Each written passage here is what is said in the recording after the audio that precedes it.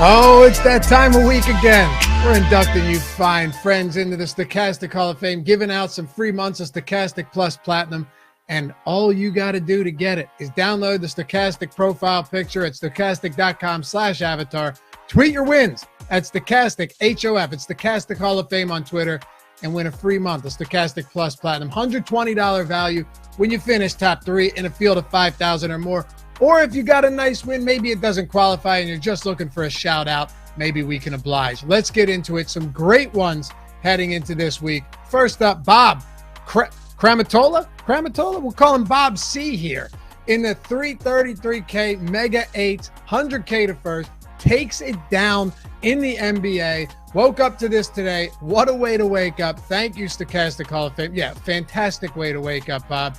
And then Steve Buzzard also woke up to something nice. Woke up aiming for another milli. Unfortunately, came up a bit short. That's Steve's 19th six-figure win this season. Man's working hard behind the scenes. It's Stokastic every day, so you know what tools he's using. And then finally coming up here, I thought we had another waking up, but we don't. Thanks for assisting me in understanding DFS. Love it. Punched a ticket. Jay Lusty punching a ticket on FanDuel. Huge win. I told you we had some big wins this week. And then taking a trip to the Odd Chopper streets over in our premium Discord. Hiro Sandoza. How about this one? This is out of control. I think this is like $200 into over 20,000. I haven't done the math, but it sure looks that way. Saying you can use this for Odd Chopper Hall of Fame, and we will. Congrats, man. Massive win. And Ed Monk, 777. I'm in shock. 2 lineups in the $4. Handmade. No way I thought I'd take second for $7,500. First day using $5 1-week trial. Yeah, we just had that $5 1-week trial. Seems to be working out for you, Ed. Watching you guys for over 5 years, never gave up. You're the best in the industry. Thanks, man, and congratulations. And then how about Jason Pass? I won the Cincy versus Tennessee quarter arcade on Sunday. It's not much, but 300x. And remember, guys, it doesn't matter if you're entering with a quarter, a dime, whatever, a nickel, a dollar. As long as it's top 3 in a field of 5,000 or more and you're not chopping more than 3 ways, you're getting the free month. You're getting up here on the board, just like Jason said. This allows me to level up. So my next contest, my next wins will be even bigger. Thanks.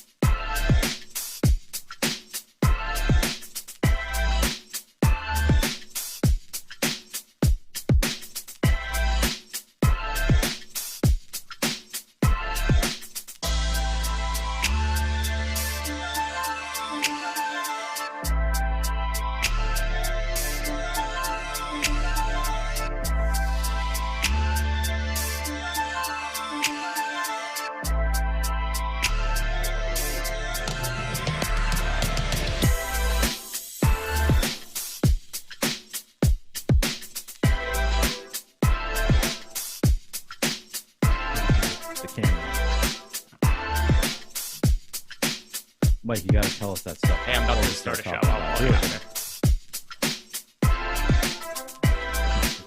right, you could have been talking about something juicy. Well, at least the people got to hear the 5-second exchange I just had with my dad. Yeah, it was fun. Yeah.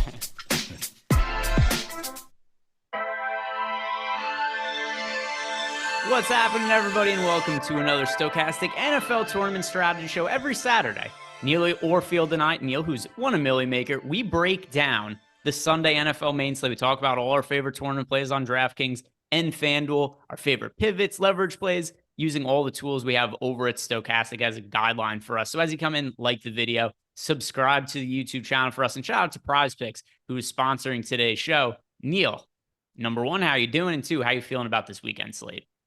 Yeah, I'm doing okay. As I was telling you before the show, I felt like I'd need to sneeze since like 7 a.m. when I went and let my dog out. It's just been like a constant, like the back of my nose. I know I have a sneeze coming, and I am a very violent sneezer. It's very obnoxious. I know because all of the other men in my family are the same way.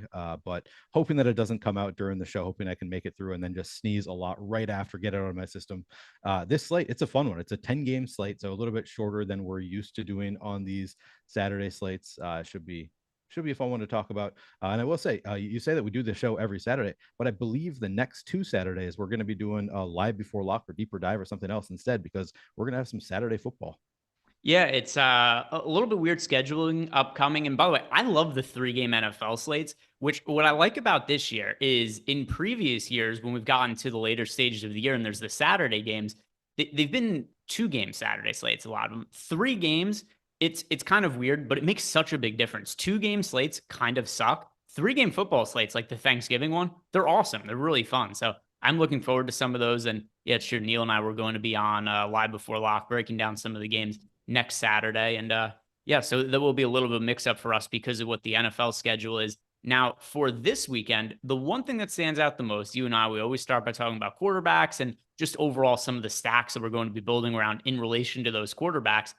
We have the number 1 rated stack for this weekend, the Minnesota Vikings against the Detroit Lions. Not uncommon for stacks to rate out really well against the Lions. But then number 2 is the Lions against the Vikings. That is over on DraftKings. Now, over on FanDuel, a little bit different, where we do have number 1 being Detroit. And then the Vikings are a little bit lower down just by nature of them being more expensive, and Justin Jefferson also being a little bit more expensive on FanDuel.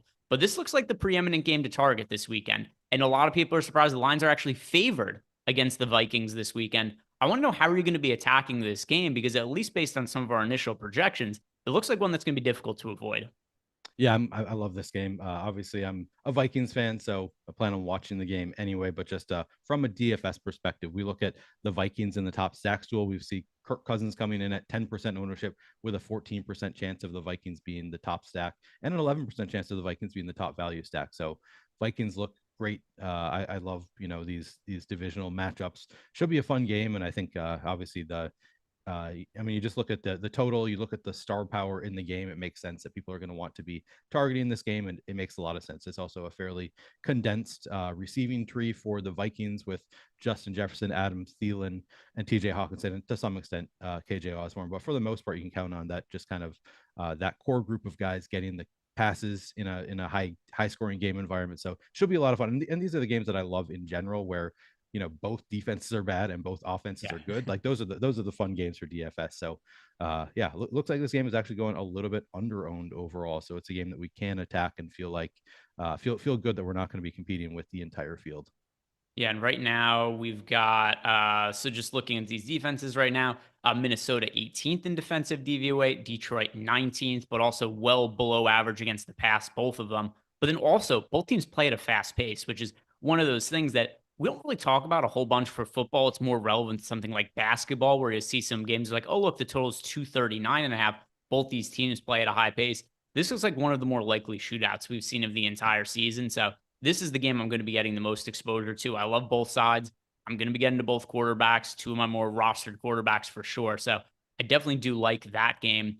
There's another spot I wanted to ask you about that I'm kind of curious how you're going to be approaching it, because the Dallas Cowboys are playing the Houston Texans. We have the Dallas Cowboys as being a little bit under-owned on DraftKings, a little bit over-owned on FanDuel. But the one concern I think we have to have, at least to some extent, about this game, blowout. The Cowboys are minus 2,100 favorites on the money line. They're minus 17.5 points on the spread. How are you going to approach that in GPPs, and how worried are you that this could be a spot where they just don't throw the ball really at all in the second half? Yeah, I mean, it's obviously a concern in a game with this big of a spread, but I think that's the reason that we're going to be able to get Dak Prescott we're projecting for 6.5% ownership. So, I think the field sees the same thing. The field is concerned that the Cowboys are just going to run all over Houston and not bother passing the ball. I think that's the spot that you can attack, because the NFL, we've said it many times, it's unpredictable. Like we expect Dallas to crush Houston, but we see it all the time that, I mean, we just saw it the other night with Baker Mayfield leading the charge and the Rams beating the Raiders unexpectedly. I think that this is, a spot that we can attack, because that is a concern that obviously we have that concern, but I think that generally the field overrates those kinds of concerns, the blowout concerns. So when the field is going to overreact to it, that's when I'm going to say, you know what, this is a spot where, seems like the likeliest outcome, but there's also a really good chance that it does not end up being a blowout. And Dallas has a great offense. We see in the tool 6.5% projected ownership for Dak Prescott, 10.5% chance of Dallas being the top stack, and then a 9.4% chance of being the top value stack. I think that it's actually a really great spot for GPPs, just because not a lot of people are going to go there, despite the fact that we know that this is an offense and that can put up a lot of fantasy points. How do you feel about it? Yeah, I mean, I'd be more concerned about it in cash games, right? So I would be really hesitant to play like a Dak Prescott in a cash game, because you might run into the thing. What was it? 2 weeks ago, I was really high on Tua and the Dolphins passing game, and it looked just gangbusters at halftime, where Tua was at nearly 300 passing yards at halftime. Jalen Waddle at 80 receiving yards, Tyreek Hill at 80 receiving yards. And then they threw the ball like 5 times the entire second half. And the starters all came out midway through the third quarter. So for cash games, that would be a concern for me. But we're talking about tournaments here, and I care more about the upside than I care about the downside. And I think that something like a Dak Prescott to CeeDee Lamb, there's tremendous upside there. And in the event that the Texans are able to put, a couple of touchdowns up on the board, there's a good chance that we see the Cowboys starters stay on until the fourth quarter in that kind of scenario. So in terms of the actual ceiling, yeah, I think it looks really good. And then if we look at the Houston Texans defense also, one of the worst that we have in football this year. So Houston is 26th overall in defensive DVOA, a little bit worse against the run than against the pass, 28th against the pass, or 28th against the run, 19th against the pass. But still, I think the upside opportunity is there for the Cowboys. And for tournaments, I don't care quite as much about the blowout in this spot, although I would be really concerned about run back options, just because I wouldn't know where to go.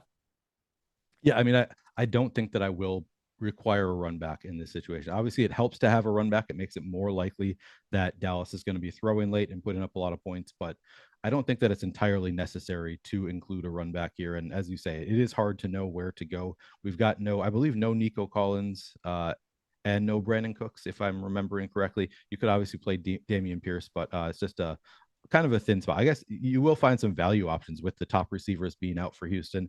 Maybe you can play a Chris Moore, or I haven't looked closely at Houston, to be honest, but maybe there are some value options that you could consider as a run back. But in general, I don't think that it's necessary to do with the Dallas stack. Yeah, I bet just because some of the players that are out and the game script, I did bet Dameon Pierce for over 10.5 receiving yards, but neither here nor there. It's kind of hard to know exactly what to make of some of those passing options for the Texans. But I wanted to open it up here and then just ask you, because we've talked about actually one more chalky option that I think we should bring up as well, because Josh Allen is the most rostered quarterback on FanDuel by a pretty wide margin, projected for 14% ownership, whereas not another quarterback on the entire slate on FanDuel is double-digit ownership. A little bit lower owned on DraftKings at 8%, but this is obviously another offense that has had a lot of upside. Josh Allen has kind of been inconsistent as of late because of the elbow injury. But I want to know, if you're paying up for a quarterback, is Josh Allen going to be the guy you go to? On DraftKings or FanDuel? I thought you said that he's 14%. Yeah, okay. We've got 14% projected ownership on FanDuel. He still actually looks good on FanDuel, 14.5% chance to be in the top stack. So he looks like certainly a fine play on FanDuel. And then on DraftKings, he looks even better. 8.3% projected ownership on Josh Allen, 13% chance of being in the top stack. So we've got some positive leverage there. Honestly, it's not a spot that I had been planning on going to much, but seeing this positive leverage, and we've got a 5,300 Gabe Davis, which really stands out to me as, he hasn't really done it much this year, but we know that Gabe Davis has that slate breaking upside. So seeing him at 5,300, yeah, maybe I'm inclined to run out a few Buffalo stacks with Josh Allen and obviously Stephon Diggs. And then you can consider doing Gabe Davis for that dart throw as well, just because we know the upside is there. Yeah, it looks really interesting at pretty low projected ownership. And then there's one other chalky quarterback I want to ask you about, and then we'll kind of open up the floor to talk about some of the lower owned players. What are you going to be doing with Joe Burrow, who's kind of thrust himself into the MVP mix? I don't think he's realistically going to win. I think this is a race very much in between Pat Mahomes and Jalen Hurts at this point. But if you do look at the betting odds, Joe Burrow's worked himself third, just passing Tua up last week, and then Tua had passed Josh Allen the week before that. And we're starting to see a little bit of ownership going to Joe Burrow as well. Project for 12% ownership on DraftKings, FanDuel 9%. So one of the more rostered quarterbacks on both slates. Not quite as popular as Josh Allen on FanDuel, On DraftKings, he isn't as popular as Jared Goff, isn't as popular as Kirk Cousins. But what are you going to be doing with Joe Burrow in a matchup against the Cleveland Browns? Yeah, I mean, it's obviously a great matchup against a Cleveland defense that just has been pretty brutal all year. They are 21st against the pass, 31st against the rush, just not a great defense. So Joe Burrow, obviously a great offense in Cincinnati. Joe Burrow, you can stack with Jamar Chase is now back. T. Higgins is back. We actually see a little bit of positive leverage there. 11.9% projected ownership, 12.7% chance to be in the top stack. I will say though, 8.2% chance to be in the top value stack, which is not entirely unexpected because you look at T. Higgins, Jamar Chase, his top options, they're both really expensive. Joe Burrow is not particularly cheap. So it is a little bit tough to get there to make good stacks. But assuming that we can find some value options, I think it looks fine. As I said, some positive leverage there. And obviously we know it's again a pretty condensed receiving tree there in Cincinnati. So it's an interesting spot. I know Joe Burrow has struggled historically against the Browns. That's not something that I really factor in to my decision. It's always a small sample size with the NFL. And at some point, Joe Burrow is going to go off against the Browns. It's just going to happen at some point in his career. And I think that this week is as likely as ever. So I actually really think that it's a great spot for Joe Burrow. You just need to know if you can find some value to fit into your lineup. So one thing that's interesting about this slate to me is we have a lot of these more popular quarterbacks, a lot of them actually being a little bit underowned, especially on DraftKings. We talked about Kirk Cousins, 10% projected ownership there, the team with a 14% chance to be a top stack. The Cowboys, Dak Prescott, 6% owned, 11% chance to be a top stack. Josh Allen and the Bills, 8% owned, 13% chance to be a top stack. And then some similar stuff on FanDuel as well, where I would just talk about Burrow, 9% owned, 13% chance to be a top stack. Lions, and with Goff, 8% owned, 13% chance to be a top stack on FanDuel. So as a result, this is a slate where normally there's a lot of quarterbacks that are like 1-2% owned, that we have 3-4% chance to be a top stack. We don't really have that on this slate. So I think I'm going to be gravitating more towards the popular quarterbacks and just being overweight to them. But are there any low-owned quarterbacks that you do think are really going overlooked by the field that do make for strong options? Yeah, so everybody's going to love this one. Russell Wilson is a guy that I'm considering. I did On the Contrary yesterday with Steve Buzzard and Brian Hooper, to Colts and Brick 75, two of the best DFS players of all time. And so I had talked about it on Wednesday with Lofty. I had said, I think I might go to Russ Wilson, not with a ton of confidence there because it's Russell Wilson. I've seen him play this year. We've all seen him play this year. He looks terrible. He's like Zoolander, can't turn left. Russell Wilson can't throw down the middle of the field. Still against this Kansas City defense that is just not great, and with Denver needing to throw the ball, we've seen Russell Wilson have success in past years. You got to hope at least that the coaching staff is trying to make adjustments throughout the year. Maybe one of these days it's going to click. It's not a high confidence play, but I do think it looks like Russell Wilson coming in at 3.4% ownership is a little bit underowned. We have the Broncos as the top value stack 5.3% of the time, and you do like some of the receiving options here, or I do like some of the receiving options here. Greg Dulcich looks good at the tight end position. Jerry Jeudy is in a pretty good spot, and then also Kendall Hinton with no Cortland Sutton. So it's a place that you can go to save some salary. Hope that Russell Wilson throws, 2 touchdowns? I don't know what you're even hoping for here at what's he like 5,100. He's probably not throwing for 5 touchdowns, but if he throws for 2 touchdowns to some cheap receivers, maybe you can make a decent lineup where you save some money. Do you have any interest in Mr. Unlimited? I have lost interest in him. As you know, quite a while ago, I lost my interest in Russell Wilson.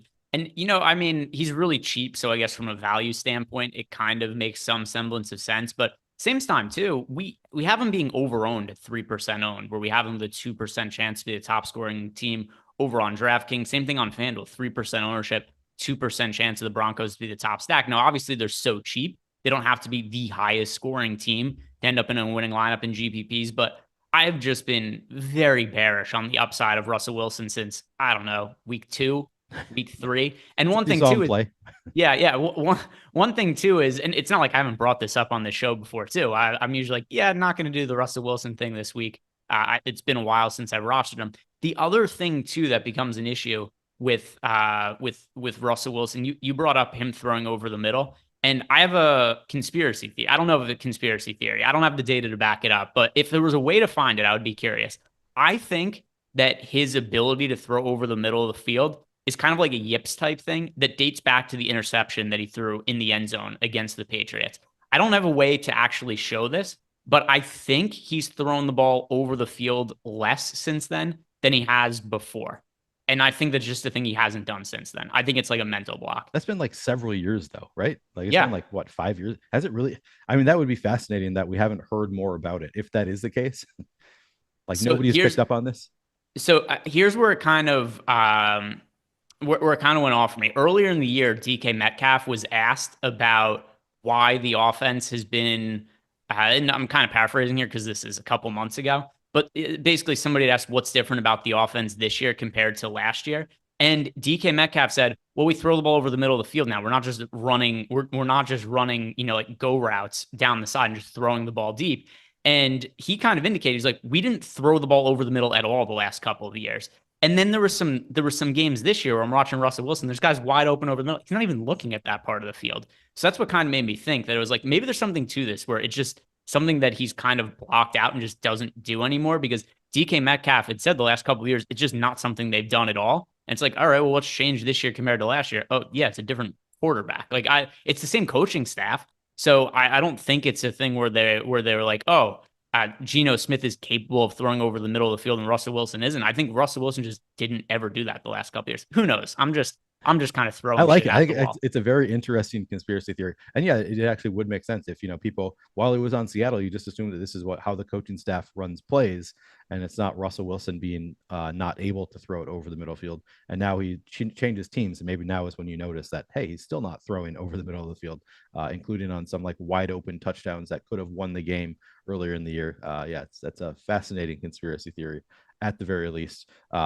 Yeah, and as Josh Gillen points out, Russell Wilson is also 5'11", which by NFL standards, that's pretty short. Makes it tough for a quarterback to throw it down the middle of the field. So maybe that's a factor as well.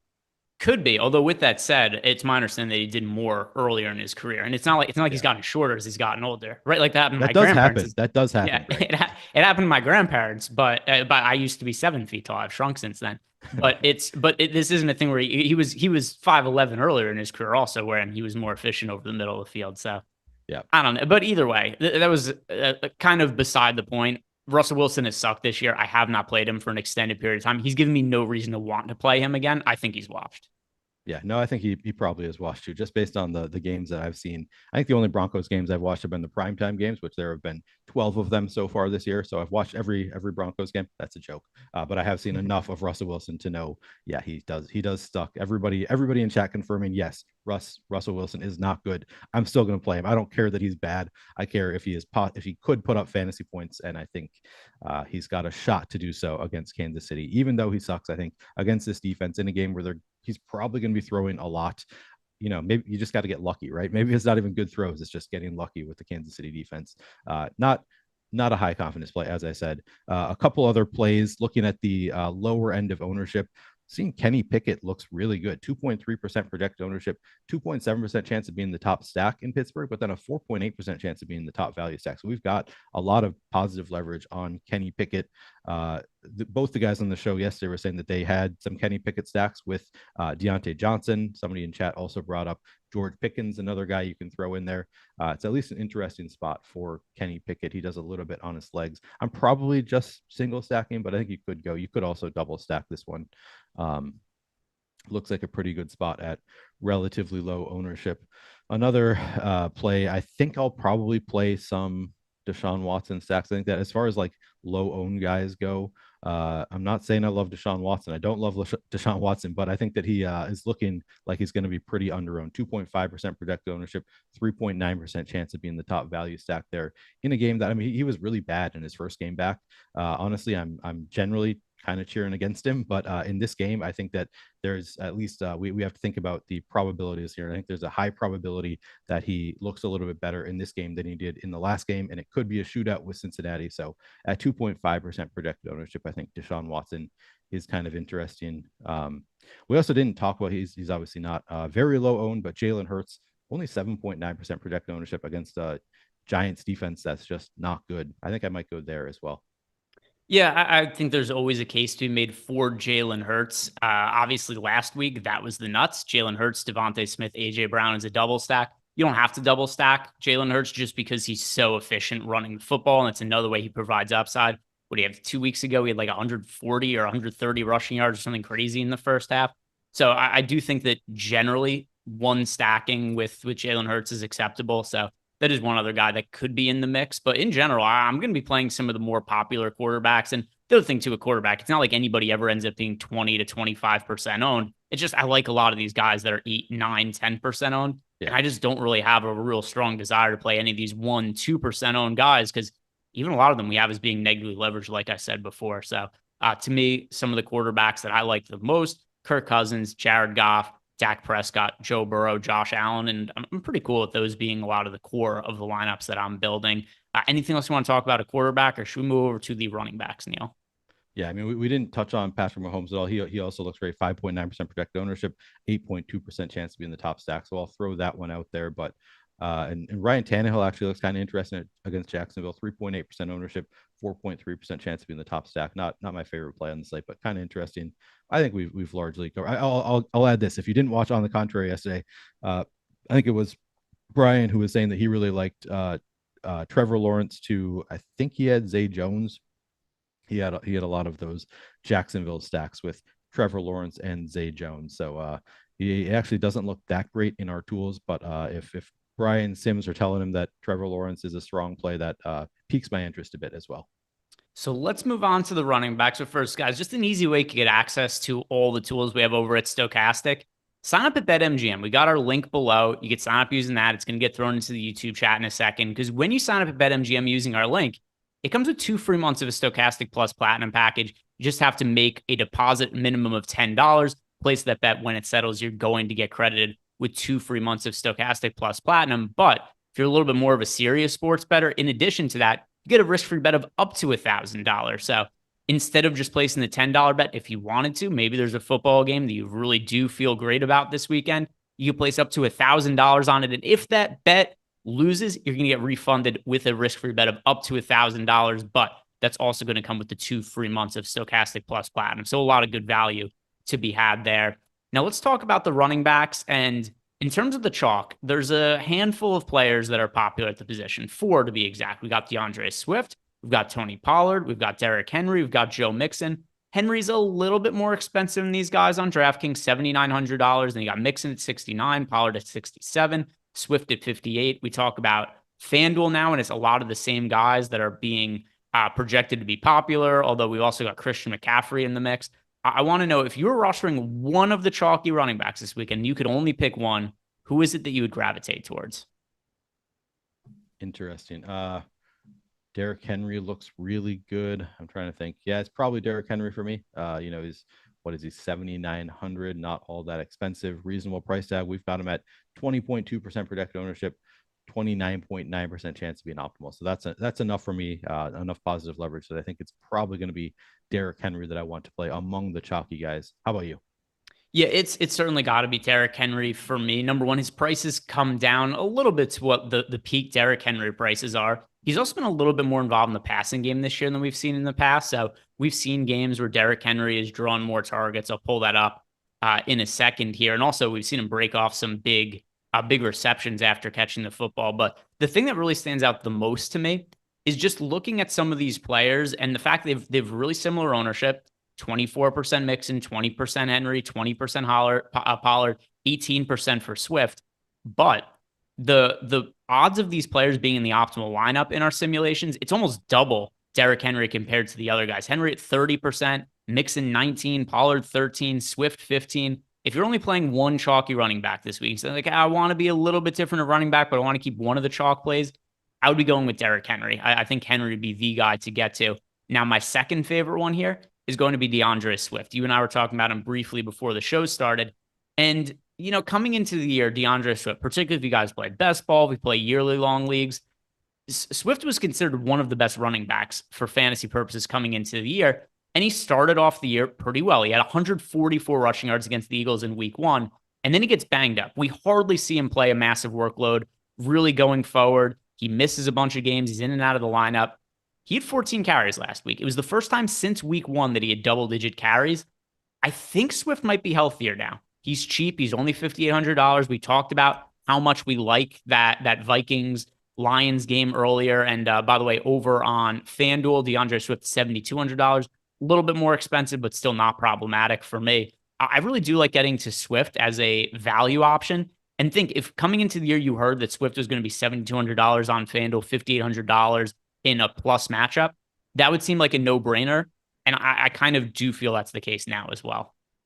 Yeah, he's definitely really interesting. So he had said, I don't know, a month back that he might not be fully healthy ever this year. Like he might just be playing with an injury all year. It's definitely promising though that he's not just that he had more carries, but he's also up to 51% of snaps, which was a pretty significant bump from the previous weeks. He hadn't played more than 50% of he hadn't played more than 34% of snaps since week 8. So finally seeing that big bump in just snap count tells me that, it wasn't just a fluke. Like he happened to be they happened to be doing running plays while he was on the field. He was on the field more, and he got plenty of running plays run for him, 14 carries, as you say. He's also been targeted 14 times total over the past 2 weeks. So the targets have come up a bit. Definitely interesting at 5,800. That's a really good call. And we've got him at, he's a little bit chalky, but 18.2% ownership for a guy that certainly has the upside. And maybe it's a trend. Maybe we see even more than 51% of snaps this week. Maybe we see more than 14 carries. Certainly wouldn't be too surprising to see him get even more run this weekend. So at 18.2% ownership, I definitely think that, he's a very interesting play. Highly volatile, I will say. I think that there is some chance that it was a fluke that he, got the bump in snap count, but I think it's also pretty likely that it's definitely a good sign that he was able to play more than 50% of snaps. And I think it is likely that he can maintain that or even improve on it. Yeah, and by the way, because people are bringing up the concerns with Jamal Williams, and Jamal Williams is the goal line back. When Amon-Ra St. Brown inevitably gets tackled at the 1 yard line, which happens every week, Jamal Williams is going to come in and he's probably going to score a touchdown. But once again, we've really only seen Swift healthy twice this entire year, week 1, and then I presume last week against the Jacksonville Jaguars. He had more rushing attempts than Jamal Williams in both those games. Week 1, 11 rushing attempts for Jamal Williams. Coincidentally, 11 rushing attempts for him last week as well against the Jaguars, where we saw 14 and 15 rushing attempts for Swift respectively in those games. So I do think that Swift is going to see more of the carries than Jamal Williams. Williams is just going to be the goal line back. It's super annoying. But at the same time, too, it's not out of the realm of possibility that we see some longer touchdowns from Swift, which we've also seen in a couple of recent games. One thing also to circle back on the Derrick Henry thing, targets the last 4 games, 3-3, 2-3. This guy used to never draw targets in the passing game, so that does help him out a little bit, particularly on DraftKings. Now, let's talk about some of the other chalky running backs, and I want to know what you make of Tony Pollard, because he's a guy who, clearly anybody with eyes other than Jerry Jones knows that Zeke Elliott is better than, that Tony Pollard is a better running back than Zeke Elliott. But for whatever reason, the Cowboys just seem to want to force Zeke into some of these situations. With Tony Pollard being chalk and Zeke still lurking, what are you going to do with that dynamic? Yeah, so I'm going to be probably overweight to the field on Ezekiel Elliott and likely under the field on Tony Pollard. What do we have his ownership at? We've got Pollard at 20% ownership. Yeah, I think that's exactly how I'm going to play. I'm going to be overweight to the field on Ezekiel Elliott, a little bit underweight to the field on Tony Pollard. Honestly, I think that, Tony Pollard, I get it. Like he is, as you said, he looks great. He's 6,700. The price is right. He's been very involved for the Cowboys. So I'm not saying that he's like a full fade for me. Just at 20% ownership, I would expect to come in underweight to that on Tony Pollard. In the last game for the Cowboys, Zeke played 58% of snaps. Tony Pollard played 43%. And the field is playing it the opposite. The field is playing more Tony Pollard, who's more expensive and getting less snap count. So just given the dynamic of, Zeke being more involved generally and being less expensive and getting less ownership, everything points to, I'd rather play Ezekiel Elliott. Obviously, it's not because of the skill. I'm just giving you all the grossest plays. So you can play your Russell Wilson and Ezekiel Elliott and play everybody that people loved 5 years ago. But, these guys, because they are a little bit older and because they're not the flashy young thing and they haven't been as good this year, I think they actually make for better plays just given the opportunity. So I do think I'll probably be overweight to the field on Ezekiel Elliott, underweight to the field on Tony Pollard, and cross my fingers. How about you? Yeah, so what's tricky about it is I just don't know what the distribution is going to be for the running back touches. And I know that somebody in chat right here was saying, where was it? Oh, here it was. Top Shot Lifer was saying that, well, that's if you're a top NBA Top Shot Lifer, that's talking about being dangerous. That's a little risky at this point. But he said Tony Pollard was named the starter. That's a big statement. Yeah, but this is also a weird game where the spread is really wide and the team's been really inconsistent with running back usage. I do think that Pollard is certainly a viable play in large field tournaments, but just because I don't know who's going to be the guy, and I don't know what happens in garbage time either. If the Cowboys are up by 14, 21 points in the fourth quarter, I don't know whether Pollard or Zeke is going to be in the game at that point. Is it still a timeshare? Is it going to be Pollard? Is it going to be Zeke? Is it going to be neither? I don't know. It's hard to say. And just because of all the uncertainty with the spread and the running back usage as of late, I kind of just lean towards going with the lower owned guy in Zeke and then just hope that they end up going with him. Because I think it's really hard to know confidently whether Pollard or Zeke is going to be the preferred option. In that case, just give me the lower owned one in a favorable matchup. Yeah, exactly. It's just a volatile situation that you can't really trust one way or the other. And in those spots, it becomes an ownership play. I'm just going to go with the lower owned guy, and he's significantly lower owned and cheaper. This isn't a knock on Tony Pollard or even playing Tony Pollard. I think that Pollard, even with 43% of snaps, he's still involved enough when he's on the field that he makes for a fine play. He's still optimal 13% of the time. So it's not like he's a terrible play. He just looks a little bit over owned, while Zeke looks a little bit under owned. And then there's one other chalky running back that I'm finding kind of hard to get to, and a little bit more chalky so on FanDuel than DraftKings. But Christian McCaffrey is still picking up 12% ownership on DK. FanDuel is up to 16% ownership. Just considering the quarterback scenario for the 49ers, it's hard for me to feel confident in Christian McCaffrey picking up a good amount of ownership, particularly at his price point. I'd rather just pay up for Derrick Henry if I'm going up to the expensive range, because I do expect the 49ers offense is going to struggle with Purdy at quarterback. He was, a 7th round pick this year. It's hard to think that's a guy that they could really rely on. They're down to their 3rd string quarterback. Starter, Trey Lance, out for the year. Jimmy Garoppolo, backup, also out for the year.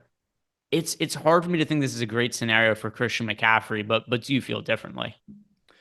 Honestly, so the Brock Purdy thing, I don't really know much about Brock Purdy. I know that after we got the news, somebody I was talking to, and I wish I could remember who it was, but it was somebody whose opinion I respect, said that Brock Purdy looked really good in the preseason, and it's not a sure thing that the Niners aren't going to keep chugging along. I mean, Jimmy Garoppolo, he's a great game manager, but he's not like the guy leading the charge for the 49ers.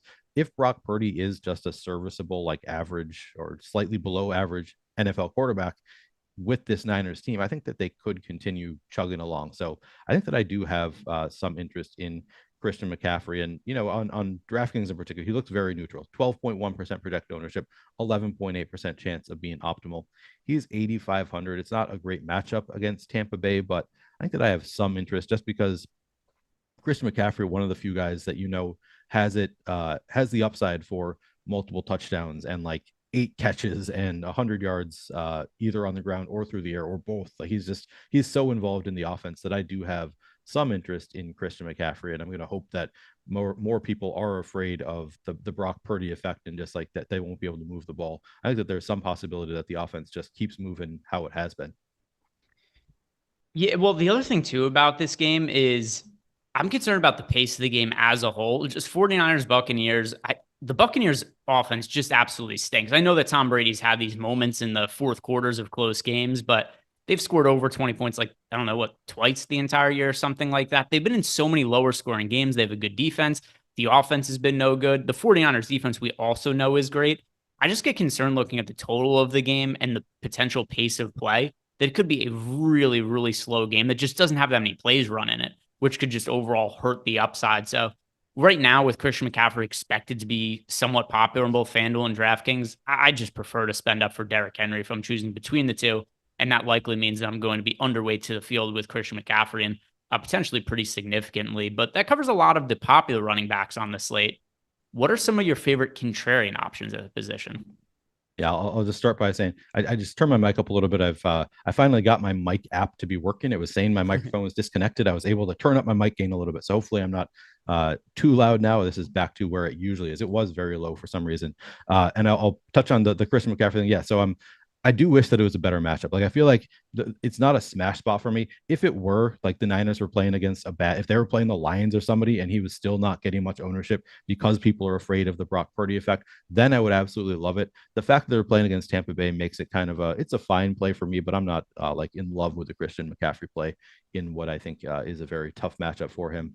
As far as lower owned plays go, I want to see what happens in Seattle because whoever is the starter for Seattle, I'm going to have some interest in. I think Kenneth Walker is leaning towards sitting. I might be wrong about that. I think that right now he's still listed as questionable. I've been kind of expecting him to not play this weekend, in which case somebody is going to open up this interesting for me. DJ Dallas also questionable now. If both of those guys sit, then I think Tony Jones is going to look really interesting against Carolina.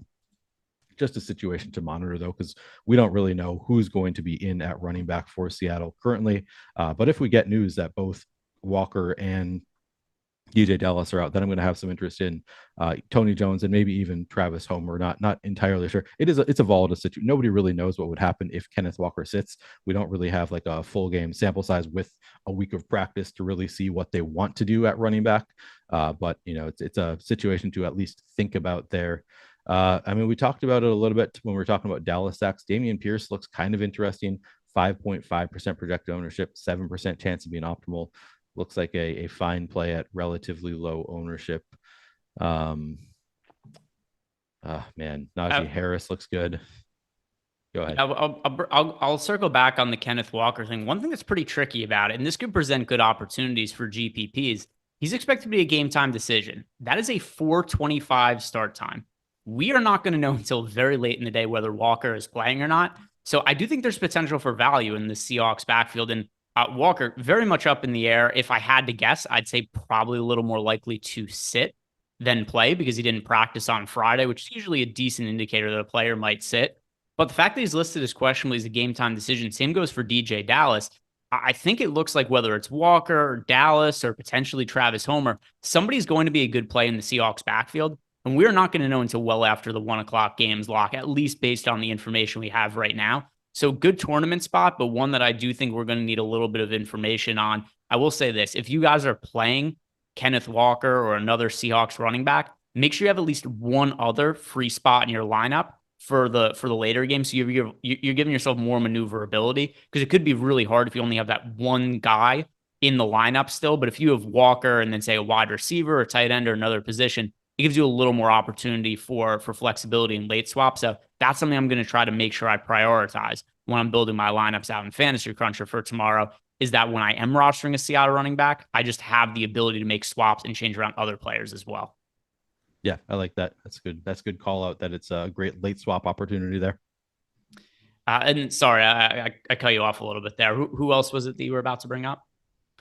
I was just saying that Najee Harris looks good in the tools. I kind of hate it. I don't want to play Najee Harris, but I guess he's along the vein of the ugly names I've been suggesting here. Maybe he looks like a fine play because nobody wants to play him. He's 5,800 as well. Same price as DeAndre Swift. 3.8% projected ownership, 5.8% chance of being optimal. So he looks like a fine play, I guess. Man, I'm just looking at, I see Kareem Hunt is all the way down at 4,600. I'm tempted, to be honest. So we've got him projected for 2.4% ownership, 4,600. That just seems like the price is right for Kareem Hunt. He hasn't really done anything all year, much to the dismay of me and my best ball teams. But I'm looking at him like his game log doesn't look that bad. He got 9 carries last time out. He's been playing, not as much as you would like him to play, but he has played. He played 38% of snaps in the last game, 41%, 43% the 2 games prior. It's not like he's been completely kept out of the offense. We know that he could be involved in the passing game. Now they've got a new quarterback. They're playing against Cincinnati. They might be playing from behind. I don't know. I have a little bit of interest. He does have negative leverage, so I should warn you that the tools don't love Kareem Hunt. Maybe that's a good enough reason to ignore him. But I think that he's at least sort of interesting at 4,600, coming in at 2.4% ownership, because we know that he has that slate breaking upside if he does get some opportunities. And maybe it hasn't quite happened yet, but maybe this is the week that he breaks one off for a long touchdown. I think that he has it in his range of outcomes. So I do think that I have a little bit of interest in Kareem Hunt. Just noticing Travis Homer is 5,000. So to be honest, when I was talking about those Seattle running backs, I was kind of assuming that Travis Homer and those guys are going to be a little bit cheaper. 5,000, it's still a fine play. It's still somebody that I'm going to consider playing if Kenneth Walker is out and if DJ Dallas is out.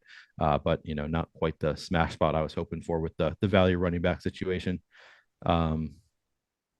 Yeah, I don't know. Somebody on the show yesterday kept bringing up what's his name from Baltimore, the guy who J.K. Dobbins. J.K. Dobbins is, I believe he is 4,000. He is going to be activated from the IR. Not somebody that any of us had thought about prior to somebody bringing it up on the show yesterday, but maybe interesting if he is 4,000 coming back. If you think he's going to take on that full role for the Ravens. It's not a great spot against the Steelers defense, and we don't know what his involvement is going to be. But if J.K. Dobbins does come back and is a full go, kind of interested at 4,000. You think you would take that risk at all in a large field GPP? Depends on the news we get on him. I would expect we're going to find out he's going to be on a snap count, which would make him less appealing.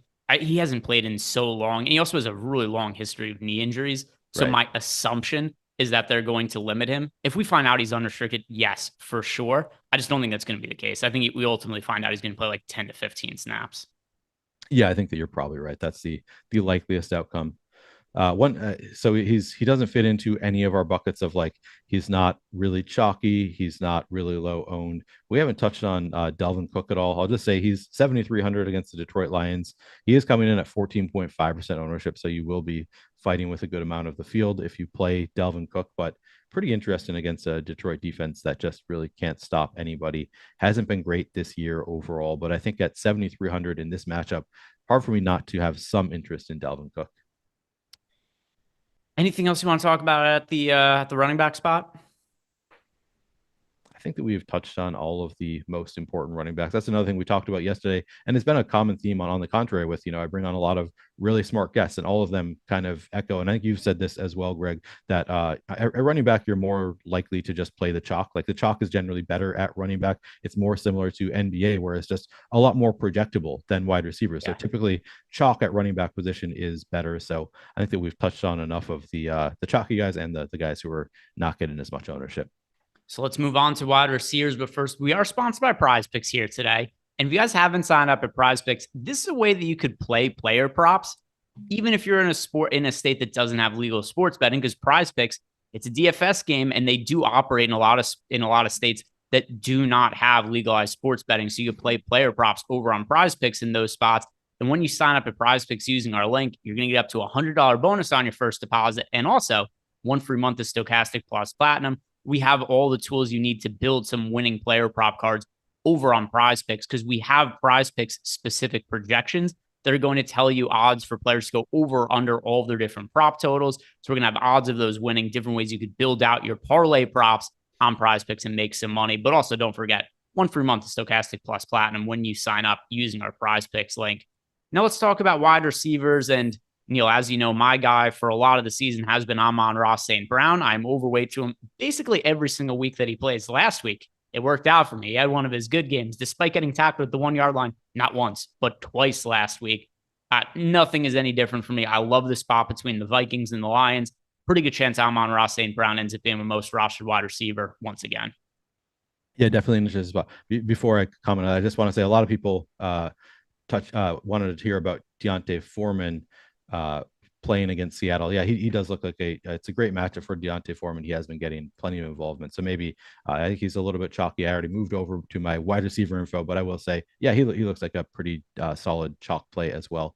But yeah, that was a funny thing talking to Steve and Brian yesterday. You talk with, guys who do their own sims, like some of the best players in the business, very smart. And they had kind of the opposite approach. One of them, I don't remember which is which, but one of them was like, yeah, I'm going to be overweight to the field on, I think Steve said he was going to be overweight to the field on Justin Jefferson, underweight to the field on Amon-Ra St. Brown, just based on his, the sims that he was running. And then Brian said the opposite.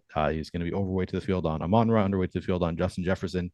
And I think that just goes to show you they are both great plays. They're both little tweaks in your approach can change things drastically. But for both of them, I think that they look like great plays. And of course, in our tools, you can see they look like great plays. Amon-Ra coming in at 26.4% projected ownership. 24% chance of being optimal. So slight negative leverage there, but at 7,800, great matchup against the Vikings. I mean, just from a projectability standpoint, you just look at it and you say, Amon-Ra St. Brown gets so much volume going up against a bad Vikings defense. It's the highest total on the entire slate. Makes a lot of sense at 7,800. He looks great. And then Justin Jefferson on the other side of it, 19% projected ownership, 17% chance of being optimal. Both of them slight negative leverage, but not enough to really scare me off it. It's a great game environment, and I think they're both, very, very solid plays. Yeah, and I think when you look at Amon-Ra St. Brown, who, by the way, has the highest optimal percentage odds of any player at the wide receiver position, the only player that's kind of close to him, CeeDee Lamb, is 23% on him, but he does come with a little bit of the blowout risk that is kind of hard to project for. So I do prefer Amon-Ra St. Brown as my preferred chalky wide receiver. That goes for both FanDuel and DraftKings. St. Brown, a little bit more expensive on FanDuel at $8,600, but still, someone I'm going to be getting to. That's the game I'm going to be stacking the most. But I am going to be a little bit more contrarian at wide receiver than I've been at quarterback and than I've been at running back for this weekend, because I do think there are some low-owned players that I'm willing to take a risk on. One of them, this is going to be painful, Laviska Shenault. So people are talking about wanting to play, which I think reasonably so, Deontay Foreman. But I also think that we should consider that Laviska Shenault is, I still think he's somebody who could make plays happen. He's a talented wide receiver, and he's so cheap, particularly on DraftKings. Looking at him at nearly the min price. And also, I'm going to pull up his game logs right now, because obviously early in the year was not all that involved. But we've now seen him in recent games: 4 targets against the Ravens, 4 targets against the Falcons, 6 targets in another game against the Falcons. Did only have 2 last week against the Broncos, but that was a rare game. That was a positive game script for the Panthers. Actually won that game by 13 points. So in some of these games where they've been trailing or have been close, like we're seeing 4-6 targets go to Laviska Shenault. Considering his playmaking ability and how cheap his price is, I think there's upside there, and nobody's playing him. Yeah, I think that there is as well. It's funny. I brought it up with Lofty because he looked this good on Wednesday. Our first look at the ownership, Laviska Shenault looked great in the boom bust tool, and Lofty looked at it. He was like, "That's a mistake. That's going to change." And of course, it's still here on Saturday. We're still seeing 3.5% projected ownership, 15% chance of being optimal. I really feel like I missed an opportunity yesterday. I meant to ask Steve about it. Like, why does Laviska Shenault look so good in the tools? Because it makes sense to me that he would look like a fine play at 3.5% projected ownership. But I mean, when you read those game logs, it doesn't stand out to me as like this is a must play. Like, it's not like he's getting 9 targets a game. He's got a total of 10 targets over the past 3 games. But it is a great spot against Seattle. I think it's, they can obviously do some damage. Laviska Shenault, as you say, is a guy who is a playmaker. Like, he has the ability to bust off a play and break one. It's just he hasn't had enough opportunities that I love him to quite the same extent as the tools. But again, these guys, they're really digging in deep into some metrics, and they've back tested like which metrics are the most important in terms of predictability, and they're finding that Laviska Shenault is optimal 15% of the time. So he looks great. He's 3,300. It's hard to not want to play. At least I'll be over the field, I'm sure, on Laviska Shenault. I don't think that I'm going to be over the field to the extent that I would be if it made sense to me. If I could rationalize why he is optimal 15% of the time, I might play, more than 15%, but I don't think I'm going to go quite that high. Maybe I'll have somewhere in the 10 to 15% range of Laviska Shenault, just because I trust the tools. The tools say he looks like he's going way under owned. I trust the tools. They've done me well in the past. So I'll be playing some Laviska Shenault and, plug in my nose. Yeah. I mean, we have him as the best GPP play on the slate of wide receiver relative to what his ownership is. And yeah, it's something I could certainly get behind, especially because I'm going to be chalky a lot of other spots. Give me the dumb play that I think has apparent upside that people aren't getting to, and also saving a bunch of salary with them. So Laviska Shenault, that's going to be my GPP play that I gravitate towards at wide receiver. Who are the other players that you like getting to at wide out? Yeah, I mean, so a lot of these guys we have touched on a little bit talking about the quarterback. CeeDee Lamb, we talked about that Dallas stack as being pretty under-owned. People don't want to play it because there's a good chance of a blowout. But CeeDee Lamb, 15% projected ownership, 23% chance of being optimal. One of our more highly leveraged plays at 7,500 on DraftKings. I like CeeDee Lamb quite a bit. We talked about that Cincinnati stack. Looks good. Looks a little bit under-owned. And like I said, I think Joe Burrow at some point is going to break out against the Browns. I don't know that it's going to be this weekend, but both Jamar Chase and T. Higgins certainly in play. Jamar Chase, 14.7% projected ownership, 14.2% chance of being optimal. So slight negative leverage. at 7,900, that's not a huge concern for me. I think that's certainly in a stack. He's a guy that I would consider with Joe Burrow. And then T. Higgins is 7,000. We actually have positive leverage on Higgins, 10.1% projected ownership, 11.8% chance of being optimal in a game that I think they could put up a lot of points. It's a bad Browns defense. I mean, you want to talk about Joe Burrow's history against the Browns. The Browns defense has been better in past years. They're very bad this year. So I'm hopeful at least that Joe Burrow can break that trend and maybe break the slate here, like both of those guys.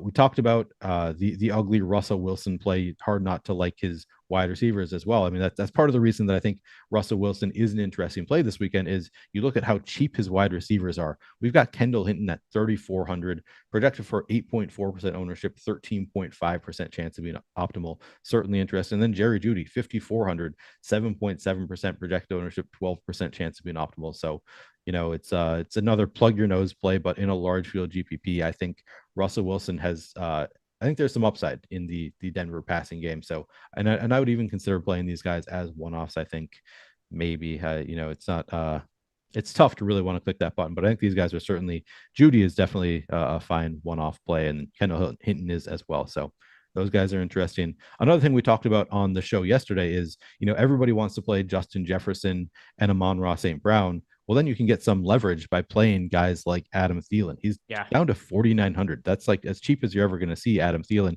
hasn't had a great year from a fantasy standpoint, but 13.6% projected ownership, 11.7% chance of being optimal. I think that I'm willing to go to some Adam Thielen.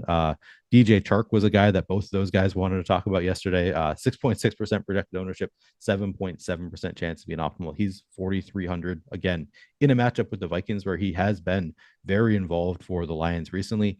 He's interesting. I saw somebody in chat brought up Jameson Williams. It's a hard button to click just because he played so little in the last game. It is sort of interesting to me. I brought him up because I'm like, well, the last game, was his first game in the NFL. He only played, what did he play?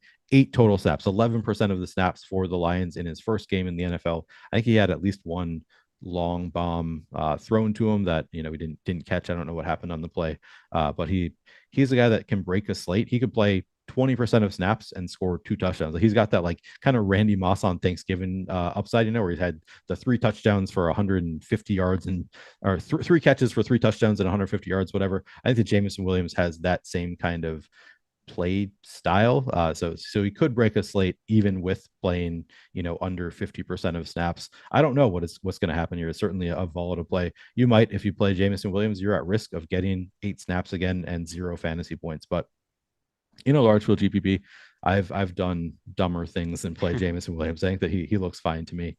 So those are some of the more interesting plays. Did you have anybody that you want to throw in there? Yeah, it's funny because the final player I wanted to talk about at wide receiver you brought up, which is Adam Thielen, $4,900 on DraftKings, $6,400 on FanDuel. I'm making a lot of stacks of this game. We've talked about this. I'm making a lot of double stacks. Adam Thielen, somebody who is lower ownership and a lower price point that I think fits into whether we're stacking Jared Goff and the Lions as a run back or whether it's Kirk Cousins. I think double stacks certainly makes sense. Justin Jefferson, Adam Thielen. And Thielen, I know he sucked last week. He only had 2 catches on 6 targets. It was one of his worst games of the year, but we're also only 2 weeks removed from his best fantasy game of the year against the Patriots. He was targeted 9 times, had 9 catches for 61 yards and a touchdown. Now, he's been really inefficient this year, but the targets have generally been there for him. So he has had 6 or more targets in all but 2 games this year. One was the game against the Cowboys where they just absolutely got their ass kicked. They lost 40-3. So I think we kind of have to throw that game out. And then week 1 against the Packers, which they won via blowout 23-7. Every other game that the Vikings have played in, they've been in a lot of competitive games this year. It's why they're probably the worst 10-2 team in football history, 10-2 with a negative point differential because so many of those games have been competitive. And we pretty regularly see 6, 7, 8 targets from Adam Thielen. This is a great matchup against the Lions. So I really do like him as a lower cost and lower owned option in game stacks between the Lions and the Vikings. So Thielen for me definitely is going to make it into a lot of my game stacks. I'm going to be overweight to him. Anything else you want to talk about at wide receiver before we move to tight end? Yeah, so a couple more plays. We talked about Houston potentially being down Nico Collins and Brandon Cooks, maybe some value options. Chris Moore, I am seeing is 3,400, 5.3% projected ownership, 8.6% chance of being optimal. So he's another one of those, low owned, low price dart throws that you could maybe play. Chris Moore, it's kind of interesting here. Deontay Johnson, we brought up when talking about the Kenny Pickett sacks. He's just 5,100. We've got him projected for 7.5% ownership, 10.6% chance of being optimal. So some positive leverage there. Obviously, we talked about the Bills stack being a little bit underowned. Stephon Diggs, 13.1% ownership, 12.2% chance of being optimal. And then even though he has negative leverage, I can't help wanting to play some Gabe Davis when he's 5,300, just because we know the kind of player he is. He's also a potential slate breaker. As I said, 7.3% projected ownership, 6.2% chance of being optimal, but he's Gabe Davis at 5,300. It's not a great matchup. The Jets are a pretty tough defense, but he's got that ability to break a slate. So I do have some interest there.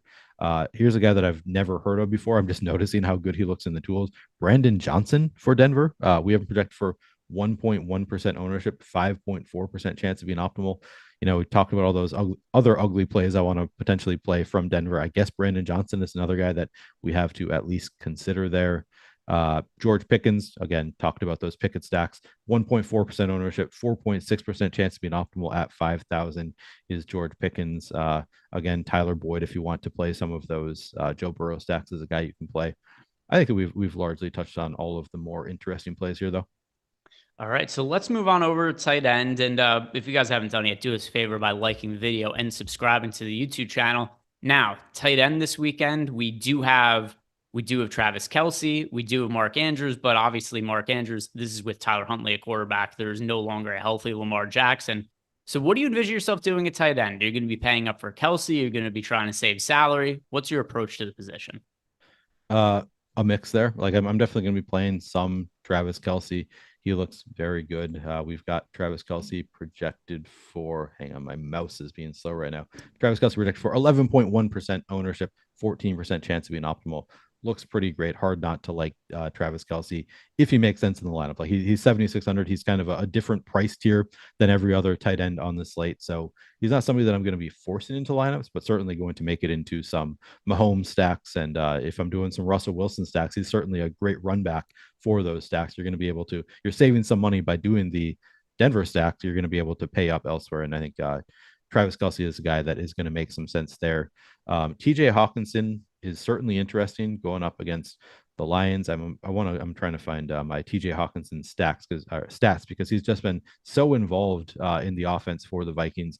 I guess come down a little bit the past couple of games. He's but since joining the Vikings, 9 targets, 10 targets, 9 targets, and then the past 2 games just 6 targets each. But those are games against lower scoring games against. Actually, never mind. It was not low scoring against the Patriots, but 6 targets still nothing to sneeze at for a tight end. And now he's going up against the Lions, one of the worst defenses in the league. So I do really like TJ Hawkinson quite a bit as well, just because of the matchup, and the price tag is still reasonable at 5,100, and he's gotten so much volume since joining the Vikings. So I do think he's another player that you can play in those. If you're stacking that game, I think TJ Hawkinson certainly in play. Is he going to be part of? I know you said you're going to be stacking that game a bit. Is TJ Hawkinson part of that plan for you?